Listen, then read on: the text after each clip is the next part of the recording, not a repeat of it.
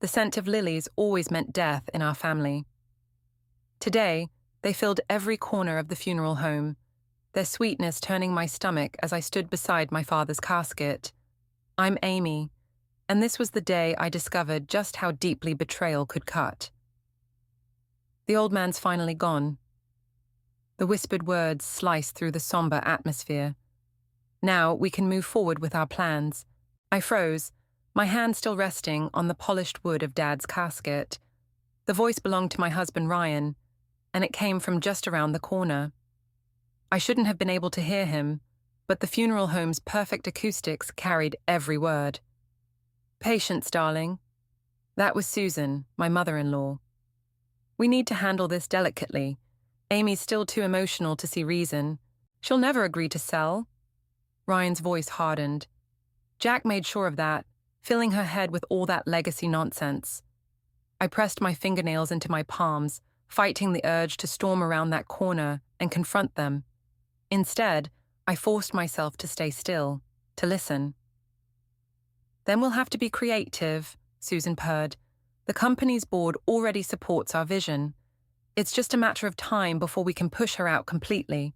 My father's face smiled up at me from the photo beside his casket, that familiar crooked grin that always meant he was up to something. The same smile he wore when he told me I'd inherit his position as CEO, not my older brother Mark, not my husband Ryan. "Trust your gut, kitten," he'd said. "The vultures will circle when I'm gone." "What about Mark?" Ryan asked. "He's been sniffing around for a piece of the action." Susan's laugh was cold. "Your brother-in-law is desperate enough to dance to any tune we play. Don't worry about him." The funeral director's footsteps echoed down the hallway, and their conversation abruptly ceased. I quickly wiped away the tears I hadn't realized were falling and straightened my black dress.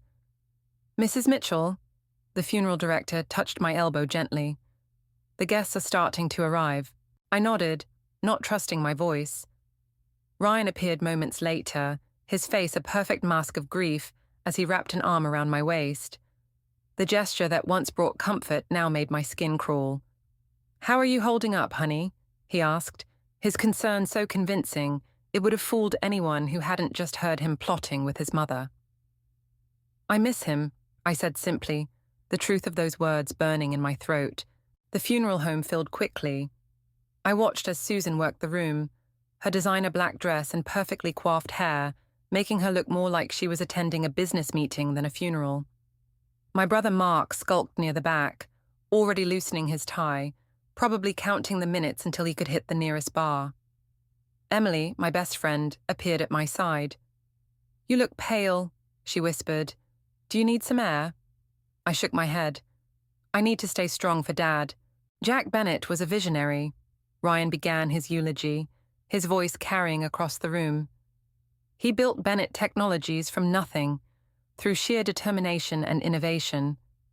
I watched him speak, seeing him clearly for the first time. The way his hands moved with practiced precision, how his voice caught at just the right moments. It was all calculated, rehearsed. How many times had he practiced this speech, waiting for this day? Dad's words echoed in my mind again. "Trust your gut, kitten." Well, my gut was screaming now, and it had never been wrong. As Ryan continued his performance, I made a silent promise to my father. They wanted a war. They'd get one. But first, I needed to understand exactly what I was up against. The lilies continued their suffocating dance around us, but now their sweetness felt different. Less like death, more like revenge. The first board meeting after Dad's funeral felt like walking into a snake pit. I arrived early, settling into his old chair at the head of the conference table. My fingers traced the worn leather armrests, remembering how he'd drum his fingers here when he was thinking. Ryan strode in, followed by his mother. They both faltered slightly at seeing me in Dad's chair. Susan recovered first, her red lips curving into what might have passed for a smile. "Amy, darling, perhaps you'd be more comfortable sitting in your usual spot." She gestured to my old seat, 3 chairs down. "I'm perfectly comfortable here, Susan." I met her gaze steadily. "As CEO, this is where I belong." The other board members filtered in, their whispered conversations dying as they noticed the tension. My brother Mark was the last to arrive, looking hungover and irritated. He slumped into a chair near the door, as far from me as possible. "Let's begin," I said, opening the folder in front of me. First item, the proposed sale of our medical technologies division. A necessary streamlining, Ryan jumped in, exactly as I'd expected. The division's been underperforming. Interesting. I slid copies of a report across the table, because these numbers tell a very different story. The board members leafed through the pages. Susan's perfectly manicured nails dug into her copy. "Where did you get these figures?" she demanded. "From Dad's private files. He kept detailed records of everything." I turned to the board. The division isn't underperforming. Its profits are being deliberately redirected through a series of shell companies. Mark sat up straighter, his bloodshot eyes suddenly alert. Ryan's hand twitched toward his water glass but stopped halfway. "That's a serious accusation," one of the board members said. "It's also completely false," Susan cut in. "These numbers could easily be manipulated. Jack was unwell in his final months." The words hit like a slap. Dad was sharp until the end, sharp enough to see what was happening to his company. "Amy." Ryan's voice carried that patronizing tone he used when he thought I was being difficult. "You're grieving. Perhaps we should table this discussion. Perhaps you should explain why $3 million disappeared into accounts connected to Mitchell Industries last quarter." I watched the color drain from his face. "That is your mother's company, isn't it?" The room erupted into chaos. Board members demanded explanations. Susan's face hardened into a mask of fury. "And Mark started laughing. "Oh, this is rich," he said, drawing everyone's attention. "Little Amy, Daddy's perfect princess, finally showing some teeth. You knew about this?" I asked him. He shrugged. "I knew something was going on. Ryan offered me a cut to keep quiet. Better than what Dad left me." "That's enough." Susan stood, her chair scraping back. "These accusations are groundless. The board will investigate," I interrupted, "unless you'd prefer I take this directly to the SEC. Ryan grabbed my arm as I left the meeting. "You have no idea what you're doing," he hissed. "This company needs—" I yanked free. "This company needs to be protected from people like you." "People like me?" His laugh was bitter. "I've given everything to this company while you played at being Daddy's little girl. You think you can run this alone?" "I think I'd rather burn it to the ground than let you and your mother steal it." His face changed then, something dark passing behind his eyes. "Be careful what you wish for, Amy." I walked away, my heels clicking against the marble floor, each step echoing with purpose. In my office, I found Emily waiting with coffee and concern. "How bad?" she asked. "Worse than we thought." I sank into my chair. Mark's involved too. "And Ryan?" "Ryan—" I twisted my wedding ring, the diamond catching the light.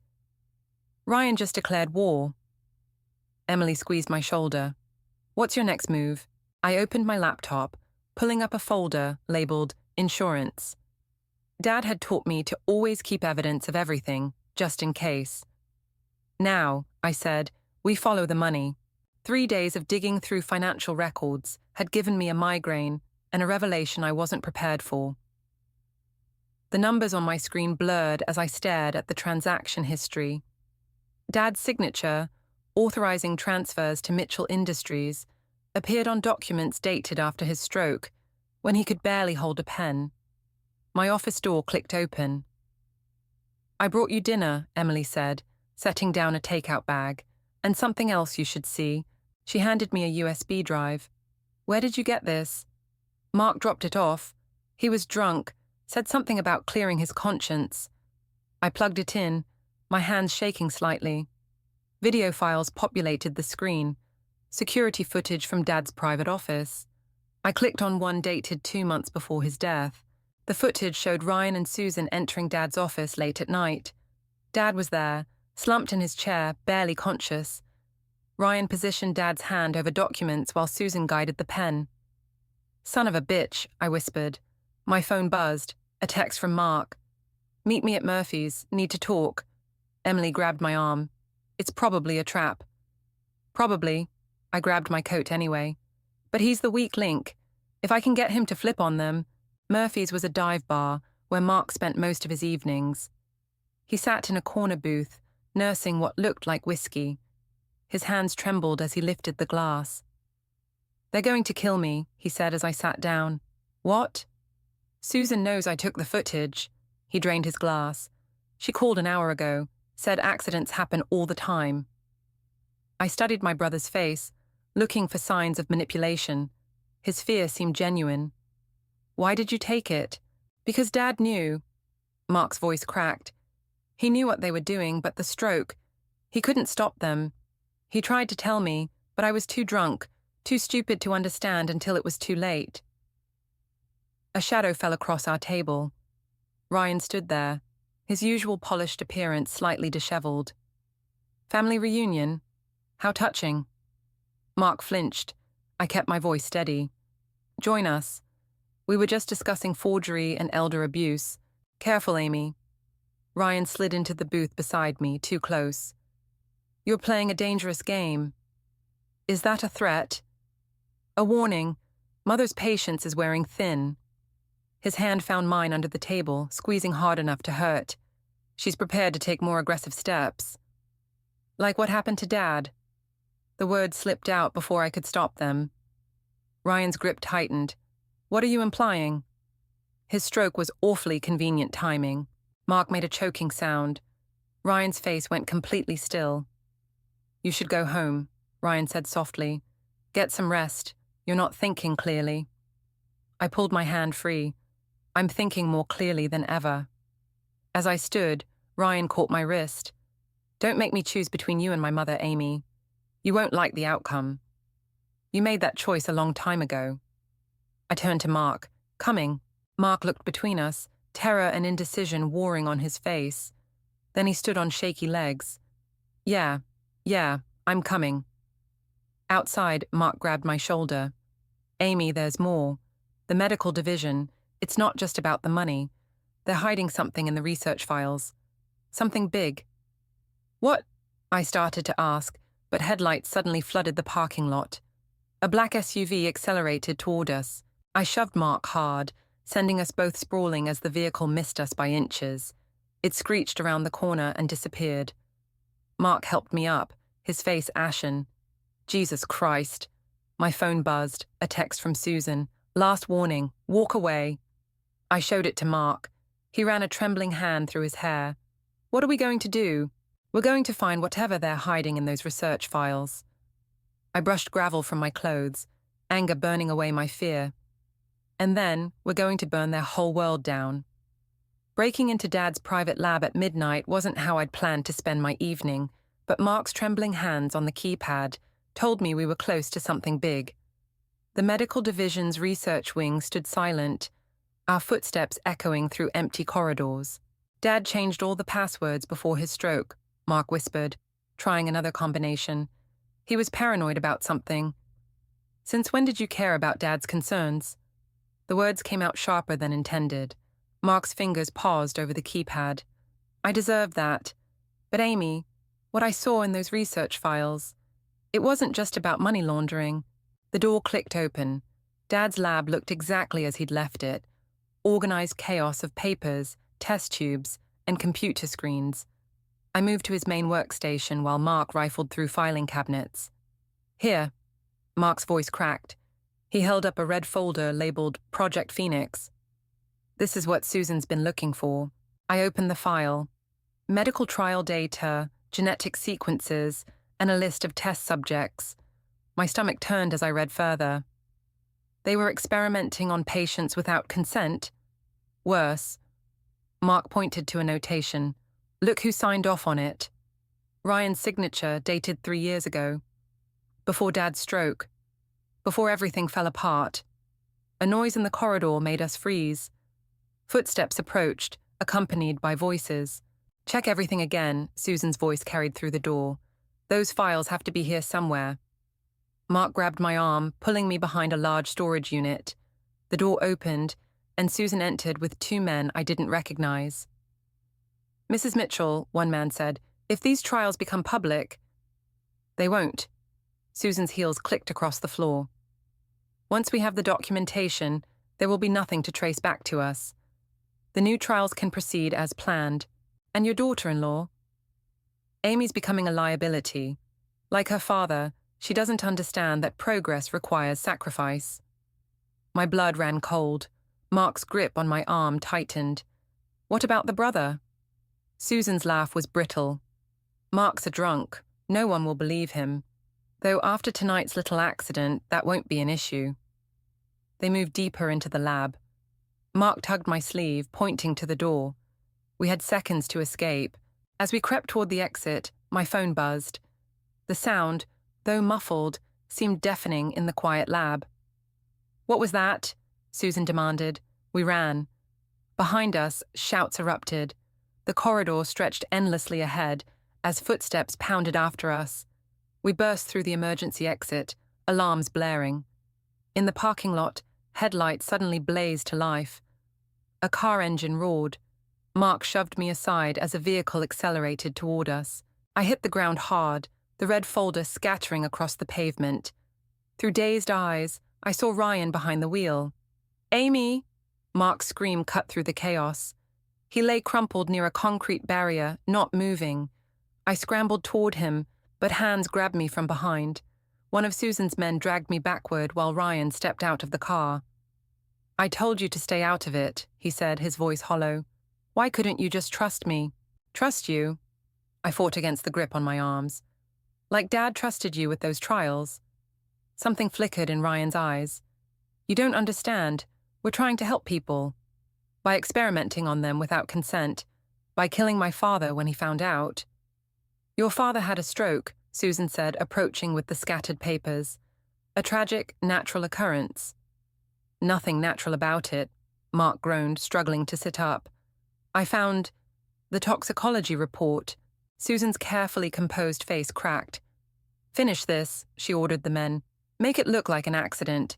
Like brother and sister had a tragic late-night lab mishap." Ryan stepped forward. "Mother, wait." "Choose, Ryan. Now." I met my husband's eyes, seeing the wall behind them. In that moment, I realized how completely I'd misread everything. This wasn't just about money or power. This was about something far darker, and I was running out of time to expose it. The hospital corridor seemed endless as I limped toward Mark's room, my ribs screaming with every step. Emily walked beside me, her hand hovering near my elbow. "The police think it was a break-in gone wrong," she said. "They're not looking deeper." "Of course not." I stopped at Mark's door, watching him through the window. He lay still, tubes snaking from his arms, machines beeping steadily. Susan's got them in her pocket too. The door opened, and Ryan stepped out. We locked eyes, neither of us moving. The bruise on his jaw had darkened since last night, when he'd stepped between his mother's men and me. "He's stable," Ryan said quietly. "No permanent damage." "Unlike Dad." The words tasted like acid. Ryan glanced at Emily, then back to me. "We need to talk, alone. Anything you need to say, you can say in front of her." He ran a hand through his disheveled hair. "The trials weren't supposed to hurt anyone. They were meant to help people, terminal patients, people without options. By poisoning them, by testing experimental treatments." His voice cracked. "Your father understood that in the beginning. He helped design the protocols." The floor seemed to tilt beneath my feet. Emily steadied me as Ryan continued. "But when the side effects started showing up, Jack wanted to stop everything. Mother, she couldn't accept that. The potential profits were too high." A nurse passed by, giving us a curious look. Ryan lowered his voice. "She arranged for your father to receive small doses of the compound, just enough to cause a stroke. I didn't know until after—" My hands shook as I reached into my pocket, pulling out a USB drive. "Mark managed to grab this before everything went dark last night. Want to know what's on it?" Ryan's face paled. "Amy. Videos of every board meeting where you and Susan discussed the trials. Dad recorded everything. I stepped closer, including the night you both visited his office after his stroke. If those files go public, hundreds of people will lose their jobs. The company will collapse. Maybe it should. He grabbed my arm, his grip desperate. Think about what you're doing. There are other trials happening right now. Patients who need to be guinea pigs. I yanked free. How many have died already, Ryan? The elevator dinged, and Susan stepped out, immaculate as always. Her eyes narrowed at the sight of us. Darling, she called to Ryan. The board's emergency meeting starts in 20 minutes. Ryan straightened, his face settling into that familiar mask. Coming, Mother. As he walked away, I called after him. You have to choose, Ryan. This time for real. He paused but didn't turn around. Susan smiled at me, all teeth and warning. Family dinner tonight, dear. We have so much to discuss. After they left, Emily squeezed my shoulder. You're not actually going, are you? I watched their retreating figures. Dad's private server backs up automatically every night at midnight. In 3 hours, everything on this drive goes public unless I stop it. They'll kill you. Maybe. I touched the window of Mark's room. Or maybe it's time someone showed them what real family loyalty looks like. My phone buzzed, a text from an unknown number. Your father's original research, parking level B, 1 hour, come alone. Emily read it over my shoulder. It's a trap. Probably. I straightened despite the pain. But it's also the only chance we have of understanding what they're really doing with those trials. Amy, I need you to do something for me. I handed her an envelope. If I'm not back in 2 hours, send this to every major news outlet. It's everything we have so far, plus Dad's personal notes. She clutched the envelope, tears in her eyes. What happened to simple corporate revenge? This stopped being simple the moment they killed Dad. I checked my watch. 1 hour to find the truth, then either way it all comes crashing down. I started toward the elevator, each step more certain than the last. Behind me, the steady beep of Mark's heart monitor echoed like a countdown. Parking level B smelled like stale oil and secrets. My footsteps echoed as I approached the meeting spot, every shadow holding potential threats. The USB drive felt heavy in my pocket, its contents a digital time bomb set to detonate in less than 2 hours. A figure emerged from behind a concrete pillar. Not Ryan or Susan, but Dr. Chen, Dad's head researcher who'd disappeared 6 months ago. Miss Bennett. His face was gaunt, eyes darting nervously. I didn't think you'd come. You have my father's research.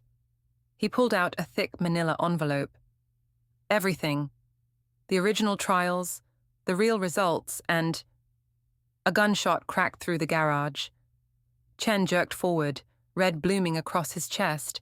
I dove behind a car as more shots rang out. Chen lay motionless, the envelope scattered across the concrete. Really, Amy? Susan's voice carried across the garage. Did you think we wouldn't monitor Chen? I crawled toward the nearest papers, gathering what I could reach. Footsteps approached from multiple directions. It's over, dear. Susan stepped into view, flanked by her security team. Ryan stood slightly behind her, his face unreadable. The board has already voted. You've been removed as CEO.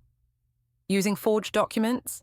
I clutched the papers to my chest, like the ones you used to kill my father. Your father was weak. Susan's heels clicked against concrete as she moved closer. He would have destroyed everything we built, just like you're trying to do now. What you built was murder. I rose slowly, backing toward the exit. Those trial patients were terminal anyway. She waved dismissively. Their deaths advanced medical science. Your father understood that once. Until he discovered you were targeting healthy people too. I pulled out my phone, showing them the screen. Everything's uploading to a secure server right now. In 90 minutes, it all goes public. Susan's composed mask cracked slightly. Ryan, handle this. Ryan stepped forward, hand extended. Give me the phone, Amy. Choose, Ryan. My voice shook. Right here, right now. He moved closer, speaking softly. You don't understand what's at stake. I understand everything. I backed away. Dad trusted you. I trusted you. And I trusted you. His calm facade shattered. But you never saw me, did you? Just Dad's perfect successor, while I was nothing but the convenient marriage alliance. That's not enough. Susan nodded to her men. Get the phone and the papers. Make it look like a robbery gone wrong, like her brother. Ryan's eyes widened. Mother, wait, I ran. Bullets pinged off cars around me as I zigzagged toward the exit. A sharp pain exploded in my shoulder, spinning me into a concrete pillar. The papers scattered, staining red. Through blurring vision, I saw Ryan arguing with Susan, then running toward me. Behind him, Susan raised her own gun. No, I tried to shout, but my voice came out weak. The shot echoed. Ryan stumbled, looking surprised. Susan lowered her weapon as he collapsed. Disappointing, she said, stepping over him. You both were always so disappointingly sentimental. My phone lay just out of reach, screen cracked but still counting down. 78 minutes until everything uploaded. Your father had the same look, Susan mused, standing over me. Right before his stroke, that mixture of betrayal and righteousness. She aimed the gun. At least you'll die knowing you tried. A security alarm blared suddenly. Emergency lights started flashing. Ma'am, one of her men called urgently.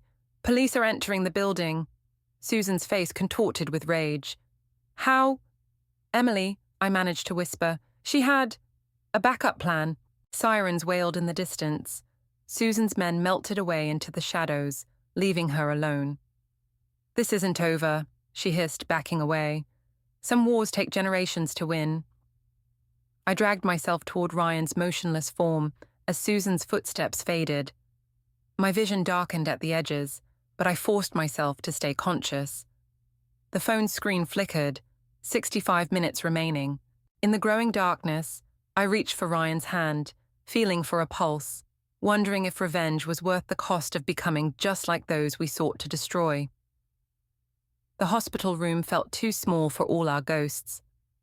Ryan lay pale against white sheets, tubes snaking from his arms, while Mark watched from his wheelchair by the window.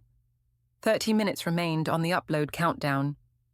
She won't stop, Ryan whispered, his voice rough. Even after shooting her own son, I touched the bandage on my shoulder. Where would she go?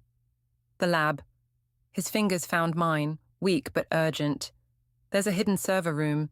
Everything's backed up there. Every trial, every death. Mark wheeled closer, including Dad's. Everything. Ryan's monitors beeped faster. She'll destroy it all before the police arrive.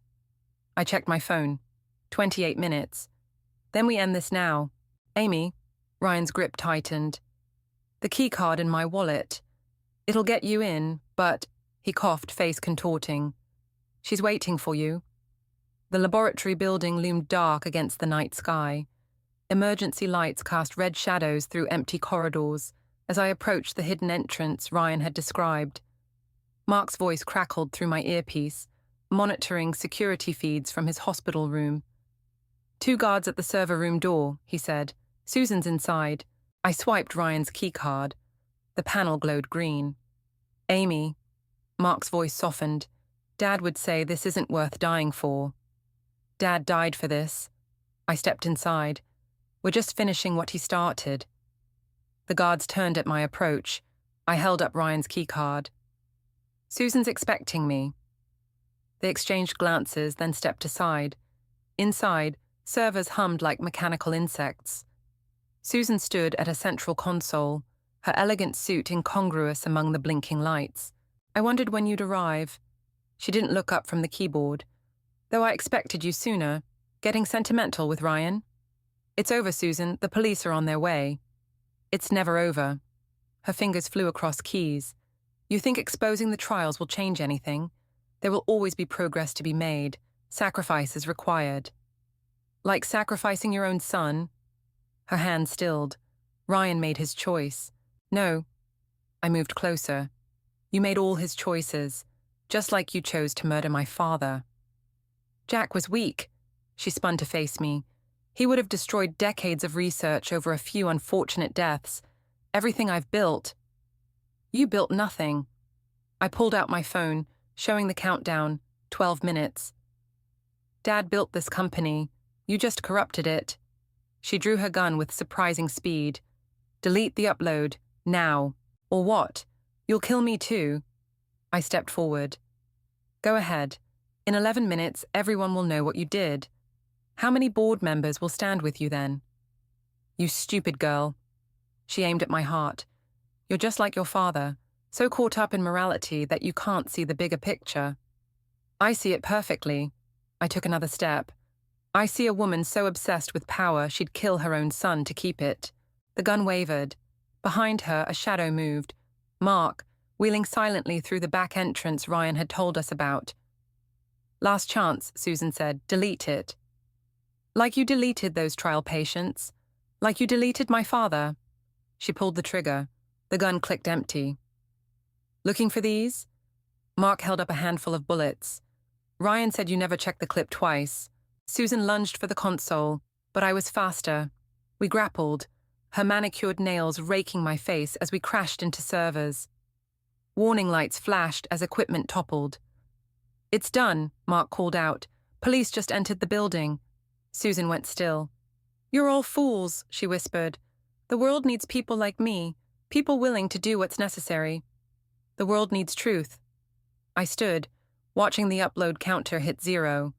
Dad taught me that. As police swarmed the room, Susan straightened her jacket with dignity, but her eyes held something I'd never seen before. Fear. My phone buzzed, a text from Ryan. Did we get her? I watched as officers led Susan away, her empire crumbling with each step. We got justice, I typed back. Dad would be proud of both of us. The server room's emergency lights painted everything in shades of red, like blood, like revenge, like dawn breaking after the longest night. Dad's garden bloomed with autumn colors as I knelt beside his favorite rose bush, pruning shears in hand. The morning paper lay beside me, its headlines still surreal. Mitchell Industries CEO sentenced in medical trial deaths. The back door creaked. Mark wheeled himself onto the patio, 2 coffee cups balanced on his lap. His recovery was slow, but steady. Board meeting in an hour, he said, offering me a cup. You ready? I snipped a withered stem. Just needed to clear my head first. Dad always said the garden was the best place to think. Mark watched a fallen leaf spiral down. Remember how he'd make us help him weed before making any big decisions? I remember you complaining about it constantly. Yeah, well, he shifted in his chair. I was wrong about a lot of things. The morning sun caught my wedding ring, still on my finger despite everything. Ryan's trial was next week, separate from his mother's, thanks to his cooperation. The prosecutors called it a deal. I called it his first real choice. Emily found something in the old research files, I said, pruning another dead branch. Looks like Dad was working on something before everything happened, a legitimate treatment protocol. Let me guess, you want to restart the project? I stood, brushing dirt from my knees. Properly this time. Legal trials, full disclosure, everything documented. Using Mom's settlement money. A hint of the old bitterness crept into his voice. Using all of it. I faced him. But I need a partner, someone to keep me honest, challenge my decisions. Mark's eyes widened slightly. Amy. Dad wanted both of us involved, Mark. He just didn't know how to fix what was broken between us. And you think you do? I think we both learned the hard way what happens when family turns against family. I picked up the newspaper, Susan's mugshot staring back at us. Maybe it's time we learned how to be on the same side. He was quiet for a long moment, then reached for the pruning shears. I handed them over, watching as he carefully trimmed a struggling branch. The garden needs work, he said finally. Lot of dead weight to clear out. That's what fresh starts are for. Inside, my phone buzzed with a text from Ryan. Signed the divorce papers. Hope you find what Dad saw in the research. Take care of yourself, Amy. Mark cleared his throat. We should head in. Board's waiting. I gathered the gardening tools, pausing at Dad's favorite roses. They weren't perfect, some stems twisted, others scarred, but they were growing stronger, reaching for light despite everything they'd endured. You know, Mark said as we headed inside, Dad used to say revenge was like pruning. Cut too deep, you kill the whole plant.